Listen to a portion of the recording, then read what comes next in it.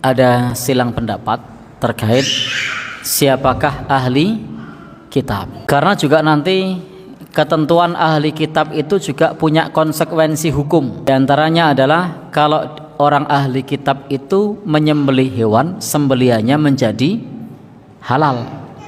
Dalilnya apa? Wa ta'amul ladzina utul kitaba hillul lakum.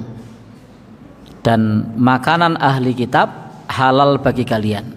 Makna makanan ahli kitab itu adalah sembelihan ahli kitab, halal bagi orang muslim. Jadi ada konsekuensi kalau ahli kitab sembelihannya halal. Ada konsekuensi yang lain lagi.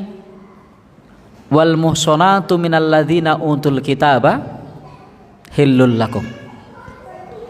Dan perempuan-perempuan yang terhormat dari ahli kitab itu halal bagi muslim laki-laki. Jadi itu konsekuensi. Maka siapakah ahli kitab? Menurut para ulama mazhab yang 4, ahli kitab itu adalah mereka orang Yahudi dan Nasrani. Maka mereka adalah ahli kitab. Sehingga mereka itu tetap terhitung sebagai ahli kitab. Sementara itu, seperti Asy-Syairazi itu menyebutkan ahli kitab itu adalah mereka yang status Yahudi atau Nasraninya keturunan sejak zaman Nabi. Jadi kalau bukan keturunan sejak zaman Nabi atau hasil murtad, itu tidak masuk ahli kitab. Itu pandangan Asy-Syairazi. Yang ketiga, pandangan sahabat Ibnu Umar. Bagi sahabat Ibnu Umar, ketika menuhankan yang lain selain Allah, maka tidak terhitung sebagai ahli kitab.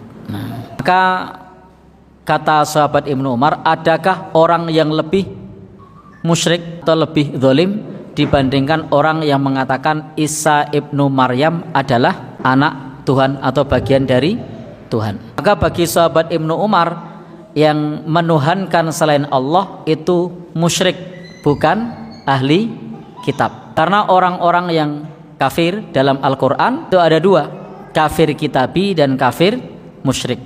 Sembelian orang kafir kitabi itu halal, tapi sembelian orang kafir musyrik itu haram. Apa dalilnya yang membedakan? Surah Al-Bayyinah. Lam yakunil ladzina kafaru min ahlil kitab wal musyrikin. Jadi di situ ada kata-kata min ahlil kitab wal musyrikin. Mungfakkina hatta ta'tiyahumul bayyinah. Nah, di sini disebut orang kafir itu ada min ahlil kitab wal musyrikin.